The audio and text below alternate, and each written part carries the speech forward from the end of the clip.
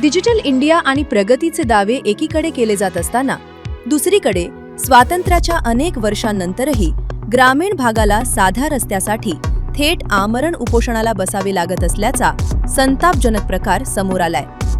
रायगड जिल्ह्यातील चावणी ग्रामपंचायत हद्दीतील गारमा धनगरवाडा येथील ग्रामस्थांनी आज सकाळपासून रस्त्यासाठी थेट रस्त्यावरच बसून आमरण उपोषण सुरू केले।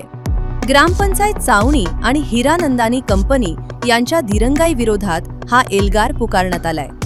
गेल्या अनेक वर्षांपासून या धनगरवाड्याकडे जाण्यासाठी हक्काचा रस्ताच उपलब्ध नाही। पावसाळ्यात तर येथील परिस्थिती अत्यंत भयानक होते। संपूर्ण रस्ता चिखलमय होत असल्यानं गाड्या जाणे लांबच, पण नागरिकांना पायी चालणेही अशक्य होते।